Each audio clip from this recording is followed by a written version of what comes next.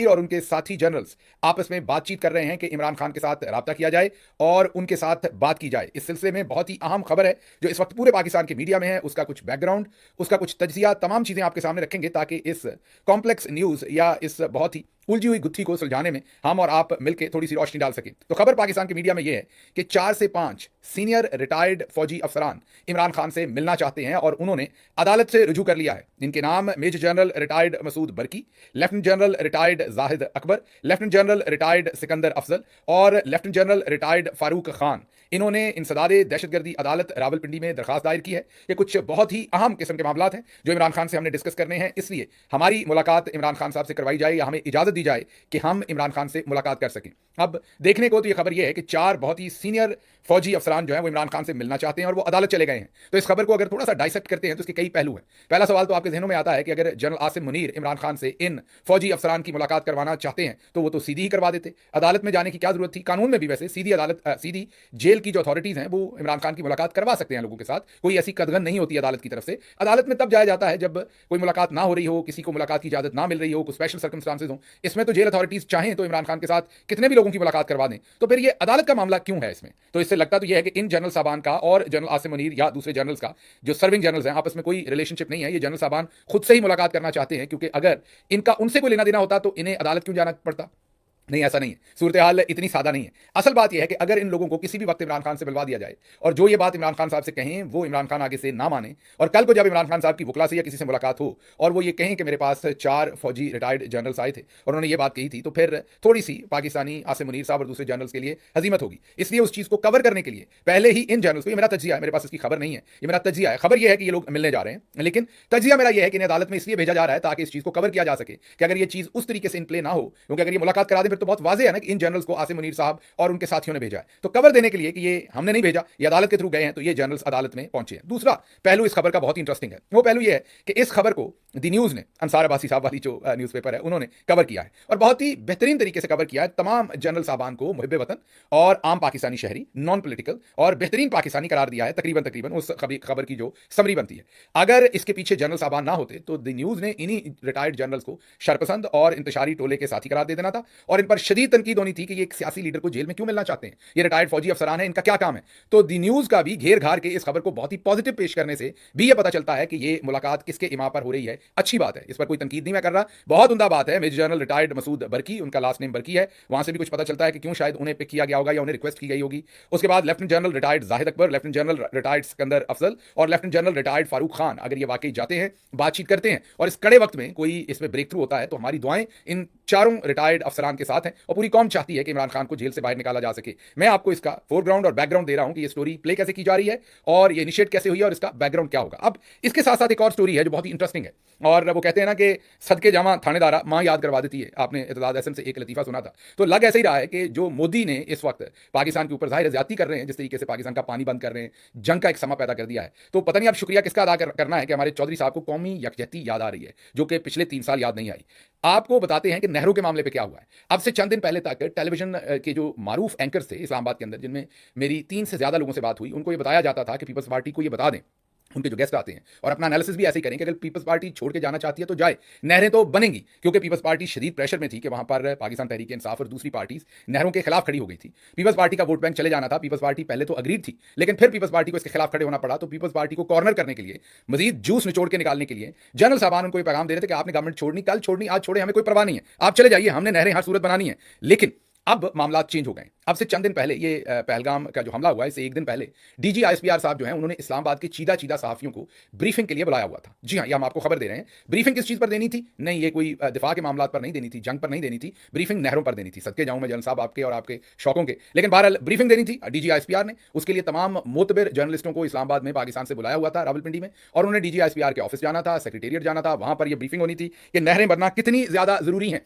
लेकिन एन उस वक्त ये पहलगाम का हमला हो गया एक दिन पहले, और उसके बाद ये ब्रीफिंग कैंसिल कर दी गई। ना सिर्फ ब्रीफिंग कैंसिल की गई, बिलावल जरदारी को बहुत ही तेजी से बुलाया गया और उन्हें कहा गया कि हम नहरें बनाना रोक देते हैं, और रोकने के लिए अब तरीका वारदात इस्तेमाल किया गया है कि इस प्रोजेक्ट को अब सीसीआई में लेके जाया जाएगा, और सीसीआई में ये कहा जाएगा कि कॉम्प्लेक्स प्रोजेक्ट है, इस पर मजीद रिसर्च होनी चाहिए। तो मैं आपको पहले से खबर दे रहा हूं कि सीसीआई में जब ये जाएगा तो सीसीआई इसको मुस्तकिल तौर पर रद्द नहीं करेगा, बल्कि ये कहेगा कि इस पर मजीद रिसर्च करवा लें, इस पर मजीद फिजिबिलिटी रिपोर्ट्स या कंसल्टेंसी कुछ थोड़ी सी करवा लें, और फिर देखते हैं कि इसको करना है कि नहीं नहीं, पेंडिंग कर देगा, दाखिल दफ्तर कर देगा। और इसी वजह से बिलावल जरदारी के साथ बैठ के शहबाज शरीफ ने, वही शहबाज शरीफ जिसके मालका आमीन जनरल साहबान अब से चंद दिन पहले कह रहे थे कि पीपल्स पार्टी ने छुट्टी करनी है तो करे, नहरें तो बनेंगी, अब वो कह रहे हैं कि कोई बात नहीं, नहरों को रोक देते हैं, सीसीआई में ले जाते हैं, सीसीआई से डेफर करवा देते हैं, बाद में देखेंगे इस मामले को। और बिलावल के साथ बैठ के प्रेस कॉन्फ्रेंस भी की ताकि पीपल्स पार्टी को फेस सेविंग मिले कि हमने नहरें बनने से बचा लिया। और पीपल्स पार्टी इस पर जश्न मना रही है। वजह क्या है? वजह आपको पता है, बलूचिस्तान में जो हो रहा है वो तो आपके सामने है, खैबर पख्तूनख्वा में जो इन्होंने खुद कर लिया है, पाकिस्तान तहरीक इंसाफ के ऊपर तशद्दुद कर करके, और सब कुछ वो भी आपके सामने है। तो तीसरा सूबा रह गया था सिंध,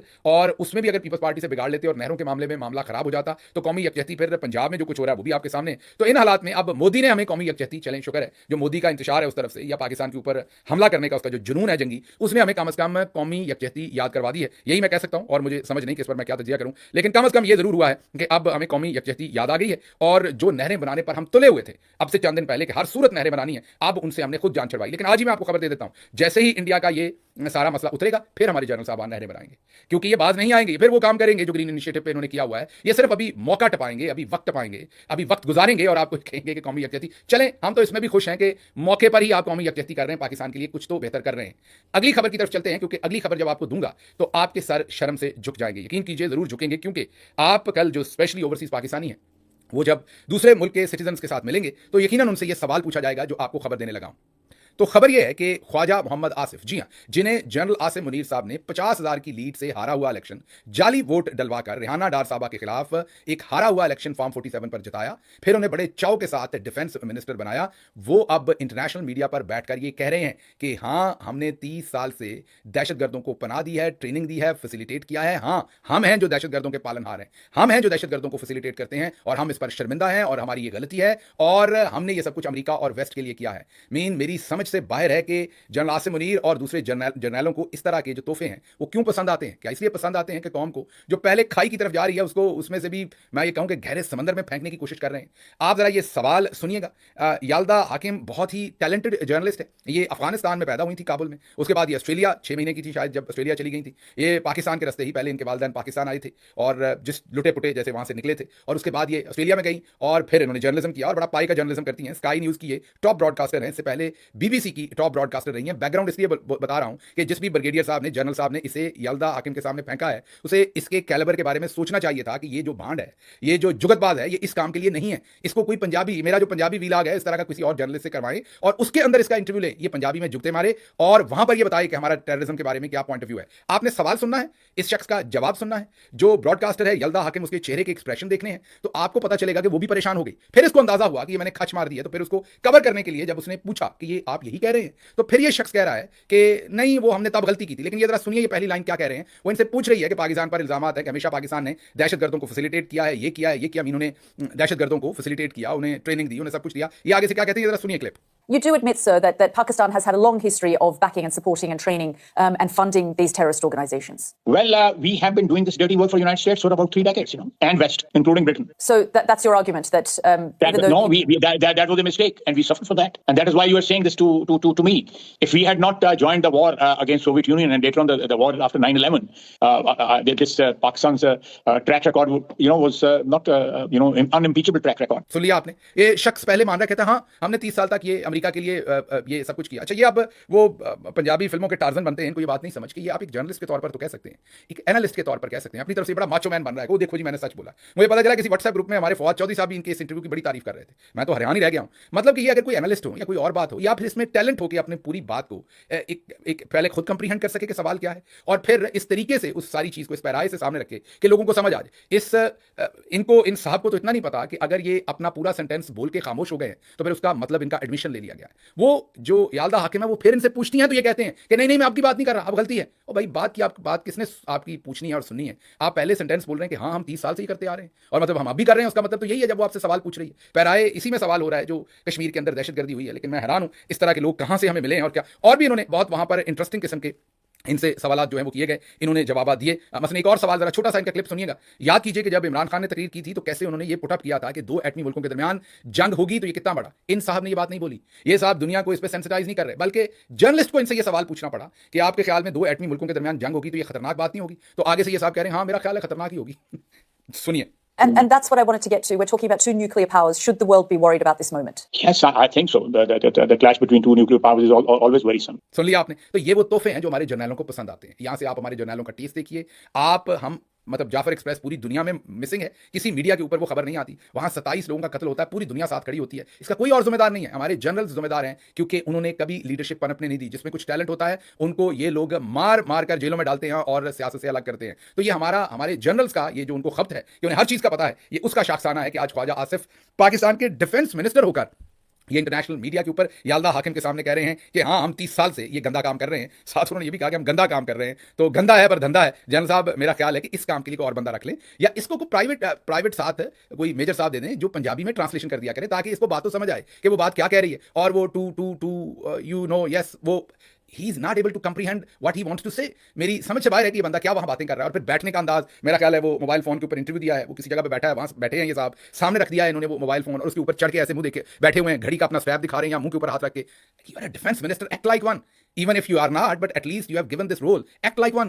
So समझ से बाहर है कि हमारे जर्नल्स जो हैं ये क्या करते हैं और क्या करना चाहते हैं ऐसे लोगों को हम पर मुसल्लत करके। बहरहाल आगे चलते हैं। अगली खबर जो है वो आपके सामने कश्मीर से रखते हैं। वहां पर क्या डेवलपमेंट हो रही है वो भी आपको बतानी है। पहली डेवलपमेंट तो हिंदुस्तान से आपको बता देते हैं कि फवाद खान की फिल्म आ रही थी। फिल्म का नाम मैं शायद गलत ले लूँ, मुझे एक्जैक्टली नहीं पता उसकी इंग्लिश में नाम था तो उसका उर्दू क्या बनेगा। अबीर अब गुल है या गुलाल है, लेकिन बहरहाल जो फवाद खान की फिल्म थी गालिबन उसका नाम अबीर गुलाल है, वो आ रही थी। हाल ही में उसने रिलीज होना था अभी मुस्तकबिल नियर फ्यूचर में। लेकिन अब उनकी जो इंटीरियर मिनिस्ट्री है इंडिया की, उसके तवसत से ये खबरें आ रही हैं कि उस फिल्म को इंडिया के अंदर रिलीज नहीं होने दिया जाएगा। नफरत का आलम जो है वो बहुत बढ़ गया है। आम मुसलमानों के साथ वहां क्या हो रहा है उसकी तरफ तो चलते हैं, लेकिन जिन पर यह इल्जाम है कि उन्होंने ये दहशतगर्दी की, जो ये सारा हुआ सानहा ये उन्होंने किया, वो उसके जिम्मेदार हैं, उनमें से अब कई लोगों के घरों को तबाह कर दिया गया है। ये कुछ फुटेज आपको दिखाते हैं। बरखा दत्त और दूसरे इंडियन जर्नलिस्टों ने इन्हें शेयर किया है। एक साहब जिनका नाम शायद आसिफ शेख या आतिफ शेख, दोनों नाम साइमल्टेनियसली लोग यूज कर रहे हैं, आसिफ शेख या आतिफ शेख, उनके घर को तबाह किया गया है। उसके साथ साथ एक और जो टेररिस्ट जिनको वो कह रहे हैं एक और हैं, उनका घर भी तबाह किया गया। ये एक से ज्यादा घर तबाह किए गए हैं डिफरेंट इलाकों में। इनके ऊपर उन्होंने कहा है कि ये वो लोग हैं। जाहिर है वो अभी तक पकड़े तो नहीं गए, लेकिन उनके घरों को तबाह किया गया है और उनके घरों की सर्च भी की है। वहां पर सारी सर्च करने के बाद इन घरों को अब तबाह कर दिया गया। जाहिर है वो एक अपनी आवाम के अंदर एक माहौल बनाना चाह रहे हैं कि जीरो टॉलरेंस है और हम बहुत सख्त इसके ऊपर एक्शन लेने जा रहे हैं। आगे चलते हैं। आगे पाकिस्तान के लिए, जैसे हमने आपको बताया कि जब डिफेंस मिनिस्टर और फॉरेन मिनिस्टर दोनों इस तरह के हों, फॉरेन मिनिस्टर आपको इसहाक डार साहब जैसे मनी लॉन्ड्रर, उनके ऊपर इल्जाम रहे हैं, आपको पता है माजी में उन्होंने खुद हाथ से लिख के दिया हुआ है कि मैं मनी लॉन्ड्रिंग करता रहा हूं। जब इस तरह के लोग बिठाए होंगे तो फिर दुनिया किस तरीके से, आप हार्ट टॉक याद कीजिए उनकी जो BBC पे हुई थी, जिस तरीके से, शुक्र है वहां उन्हें हार्ट अटैक नहीं हो गया था हार्ट टॉक पर बैठे हुए, लेकिन जो उन्होंने दुर्गत बनाई थी जर्नलिस्ट ने इनकी, वही काम वैसे यल्दा हाकिम ने बड़े प्यार से कर दिया है ख्वाजा आसिफ के साथ। लेकिन दोनों डिफेंस मिनिस्टर और आपके फॉरेन मिनिस्टर इस तरह के, तो यही होना जो हो रहा है। नहीं, जरा एक ट्वीट देखिए, ये इजरायली प्राइम मिनिस्टर का है और वो बता रहे हैं हिंदुस्तान को कि आपके साथ पूरे तरीके से खड़े हैं और ठोक के रख देंगे जो भी आपके खिलाफ है।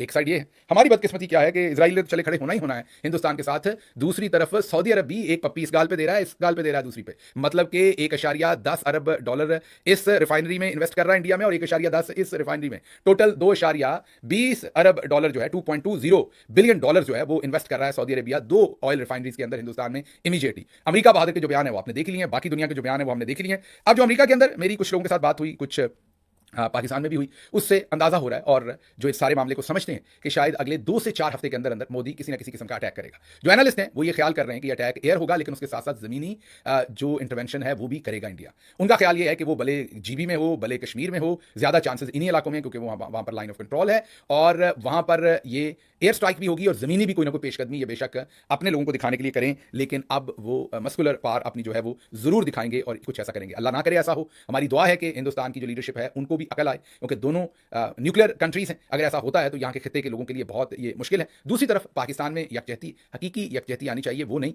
जो हम वक्त गुजारने के लिए कर रहे हैं। अच्छा, जो पहली खबर मैंने आपको दी थी उसमें मैं एक आपको बहुत क्लैरिटी दे दूं कि आपने कल को मुझे फिर जिम्मेदार बनाना है, क्योंकि आपने देखा कि पाकिस्तान में पिछले 3 सालों में बहुत सारे लोगों ने आपको झूठ बेचा। आपको कहा इमरान खान अगस्त में बाहर आ रहे हैं, आपको कहा सितंबर में आ रहे हैं, अक्टूबर में आ रहे हैं, दिसंबर में आ रहे हैं। आपको याद है मैंने आपको कभी नहीं कहा। इस खबर में भी मैं इसीलिए आपको बता रहा हूं कि ये इनका वन ऑफ द प्लान है। जरूरी नहीं कि इन जर्नल्स के साथ मुलाकात करके ये वाकई ये सब कुछ करेंगे जो इन्हें करना चाहिए। इस वक्त इनको जरूरत है कौमी यकजहती की, इसीलिए मैंने नहरों वाली खबर दी आपको। इसीलिए साथ मैंने आपको बताया है कि इमरान खान को भी अब रीच आउट किया जा रहा है, क्योंकि इमरान खान इस टाइम एक ट्रम्प कार्ड है। वो अगर इनके साथ आ जाएं और बयान दे दें इनके हक में, तो कौमी यकजहती वाकई बन जाएगी, जो इनको जरूरत है बहुत ही बुरी तरह से इस वक्त। अगर हिंदुस्तान के खिलाफ हमने इकट्ठे होकर खड़े होना है, और होना भी चाहिए हमें इकट्ठे होकर, लेकिन इनको पहले होश के नाखून लेने चाहिए, जो अभी भी कर रहे हैं। कल किया है, परसों किया है, पिछली रात किया है। जिस तरीके से पाकिस्तान तहरीक इंसाफ के वर्कर्स को यौम तासीस के सिलसिले में भी अब हाउंड किया जा रहा है, पकड़ा जा रहा है, मारा जा रहा है, उनके ऊपर जुल्म किए जा रहे हैं, ये सब फौरी तौर पर बंद करना चाहिए। लेकिन कहना मैं ये चाहता हूं कि जरूरी नहीं है कि ये इस प्लान को बाद में अमली जामा पायजामा नहीं या पजामा, आप जो भी कहना है आपने वो पहना है, क्योंकि मैंने जैसे आपको कहा कि जैसे नहरों वाले में बदयांती है कि बाद में बनानी बनानी अभी काम चलाओ, इसमें भी हो सकता है कि ये अभी टेंशन है तो इमरान खान साहब से एक आध बयान ले लो, उन्हें कहो हम आपके साथ ज्यादती करना बंद करेंगे, एक आध बयान ले लो और उसके बाद फिर अपनी रवश पे चले जाओ। अगर ये जेन्युइनली ईमानदारी के साथ रीच आउट करे तो इससे अच्छी ब्लेसिंग पाकिस्तान के लिए और कोई नहीं होगी, और मेरी दुआ है कि ये करें, लेकिन मुझे इनकी इंटेंशन पर शक है। इसलिए कल को अगर ये ना कहें तो आपने मुझे ये नहीं बताना कि मैंने आपको झूठ बोला, मैं आपको वो खबर दे रहा हूं जो हो रही है ग्राउंड के ऊपर, ये उसमें से प्लान ए अपना ऑन करते हैं, बी करते हैं या सी करते हैं, क्योंकि ये बदलते रहते हैं, वो मैं आपके सामने नहीं कह सकता। आगे चलते हैं जी, अगली खबर जो है वो आपके सामने ये रखनी है कि अब सिर्फ इमरान खान साहब के बारे में हम ये नहीं कहते, नजम सेठी क्या कहते हैं सुन ले। बड़ी बदकिस्मती है कि हमारे यहाँ कोई ऐसा लीडर नहीं है जो कि खड़ा होकर जो बात है वो कह सके। अच्छा, और बाय द वे ये this is something that Imran Khan के हक में ये बात जाती है कि जब उन्हें मौका मिलता था तो वो नरेंद्र मोदी के खिलाफ भी बात करते थे और इसराइल के खिलाफ भी बात करते थे। जिस तरीके से वो बात करते थे कोई भी पाकिस्तानी लीडर उस तरीके से बात नहीं करता, क्योंकि वो खौफजदा है कि अमेरिका क्या सोचेगा या बरतानिया क्या सोचेगा या फ्रांस क्या सोचेगा या यूएई क्या सोचेगा या सऊदी अरेबिया क्या सोचेगा। And this is one of the reasons why Imran is popular in the public imagination, because he stands up as a nationalist. सुन लिया आपने। अब नजम सेठी से ज्यादा इमरान खान का नाकिद और इमरान खान के दुश्मन शायद ही कम लोग हों जो कुछ उन्होंने शरीफ खानदान के साथ मिलकर इमरान खान के खिलाफ किया, जो कुछ भी वो कर सकते थे, जितनी उनमें कैपेसिटी थी, जितनी उन्होंने कमेंट्री की, फायदे भी उनको हुए उस साइड पे जाने के। लेकिन आज वो भी ये कह रहे हैं कि पाकिस्तान के पास सिर्फ एक इमरान खान है जो इजराइल हो या हिंदुस्तान हो उसके बारे में आलमी लेवल के ऊपर पाकिस्तान का मुकदमा बयान कर सकता है, पाकिस्तान का मुकदमा लड़ सकता है। अब इमरान खान के सख्त तरीन नाकिद और नवाज शरीफ के बहुत ही रोमांटिक किस्म के फ्रेंड, भी महावरतन रोमांटिक कह रहा हूं, अब इस लफ्ज़ को ना पकड़ लीजिएगा क्योंकि गंडोला राइड से इकट्ठे लेते थे, आपको याद होगा। तो वो भी अब ये कहने में हक बजानब है या मजबूर है कि इमरान खान ही वाहिद पाकिस्तान के पास एक ऐसा लीडर है। अगली खबर आपके सामने क्विकली रखते हैं कि दोनों सफारत खानों के सामने हिंदुस्तान ने ये बेशर्मी की है कि वहां पर उन्होंने बैरिकेड्स जो सिक्योरिटी के थे वो पुलिस को भेज के हटवा दिए ताकि पाकिस्तानी सफारत खाने पर प्रेशर बढ़े और वहां पर कोई हमला हो सके। इस तरफ हमने भिजवा दिए लोग जो हैं वो प्रोटेस्ट करने के लिए, वो दिहाड़ीदार से लोग लग रहे थे, नजर आ रहा था बेचारों को पता नहीं कहां से पकड़ के। हिंदुस्तानी जो सफारत खाना है वो पाकिस्तान के डिप्लोमेटिक इनक्लेव में है, अंदर कोई नहीं जा सकता, जाहिर है वहां पर अमेरिकन एम्बेसी भी है, दूसरी एम्बेसीज भी है, कोई नहीं जा सकता जब तक हमारी जो जनरल साहबान है उनकी तरफ से या हमारी गवर्नमेंट की तरफ से इसकी इजाजत ना हो। तो ये जो प्रोटेस्टर्स अंदर भेजें ये it's a bad taste, it's a bad thing. आप अपना मजाक उड़वा रहे हैं तो थोड़ी सी मेच्योर हरकतें भी हमें कभी करनी चाहिए। ये हर टाइम लड़कपन मैं और मेरे बॉयज मीन वो वाली हरकतें हम कर रहे हैं। ये हिंदुस्तान अगर ऐसी हरकतें करता भी है तो हमें ऐसी हरकतें नहीं करनी चाहिए, इससे हमारी क्रेडिबिलिटी है, हमारा इमेज है दुनिया में वो खराब होता है। और हिंदुस्तान ने भी उधर जो हरकत की है बड़ी घटिया की है, जो उन्होंने पुलिस के बैरिकेड्स जो है वो हटाए हैं। दूसरी तरफ दोनों के सफारत खानों ने, इस तरफ सेक्रेटरी खारजा आमना बलोच कुछ प्रोफेशनल थी, बाकी सारी चीज़ों पर मैंने तनकीद की, लेकिन जो फॉरेन ऑफिस की ब्रीफिंग थी, कम अज कम जो सीटिंग अरेंजमेंट था, जो सेटिंग थी वो प्रोफेशनल थी। अभी तक लगता है कि चौधरी साहब फॉरेन ऑफिस को मुकम्मल तबाह नहीं कर सके उसके डेकोरम को। तो उधर हिंदुस्तान ने भी फॉरेन जो ऑफिस उनका है उन्होंने डिफरेंट एम्बेसडर्स को बुला के ब्रीफिंग दी, इधर पाकिस्तान ने भी एम्बेसडर्स को ब्रीफिंग दी सारी एस्केलेशन के ऊपर। देखते हैं क्या होता है। हिंदुस्तान के अंदर जो है वो मुसलमानों के साथ खासी ज्यादती हो रही है, उन्हें प्रोफाइल किया जा रहा है। मैं कुछ चीज़ें आपको दिखा देता हूँ। मसलन ये एक पूरी कहानी है, एक शख्स टैक्सी में बैठता है, तस्वीर लेता है, बताता है कि उसमें जो है एक भगवान की तस्वीर थी, मैं कंफर्टेबल हुआ। ये शख्स कह रहा है कि चले एक हिंदू की टैक्सी है। बाद में जब मैंने पेमेंट ट्रांसफर करनी थी तो वो मुसलमान निकला तो मैं बड़ा परेशान हुआ, हैरान हुआ। और उसके नीचे कमेंट्स देखिए, वो कह रहा है वो जो फलां सेक्टर में फलां दुकान है वो दुकान है मुसलमानों की, लेकिन नाम उन्होंने देखो हिंदुओं वाला रखा हुआ। तो प्रोफाइलिंग हो रही है, चुन चुन के लोगों को कह रहे हैं फलां मुसलमान है उससे बिजनेस ना करें, उसकी टैक्सी में ना बैठें, उसकी दुकान पर ना जाएं। और फिर हिंदुस्तान के जो चोटी के एंकर्स हैं वो डॉक्टर अम्बेडकर की किताब के चर्चे कर रहे हैं जिसमें उन्होंने लिखा था कि हिंदुस्तान के अंदर जो मुसलमान है वो कभी भी हिंदुस्तान के लॉयल नहीं हो सकते, ये पहले पाकिस्तान का या दूसरे मुसलमानों का सोचेंगे फिर हिंदुस्तान का सोचेंगे। तो इस तरह की मीन सारी प्रोफाइलिंग हो रही है वहाँ मुसलमानों के लिए, जो है वो बड़ा मुश्किल मैं ये कहूँगा सिचुएशन बनी हुई है। और भी कुछ चीज़ें माजी की आपके सामने रखनी थी कि शरीफ खानदान हिंदुस्तान में कैसे वीज़े लेता रहा है, कैसे सब कुछ करता रहा है। वक्त नहीं है, उसको बाद के व्लॉग में रखेंगे। मुझे यहाँ से इजाज़त दीजिए। अल्लाह आपका हामी नासिर हो। पाकिस्तान जिंदाबाद।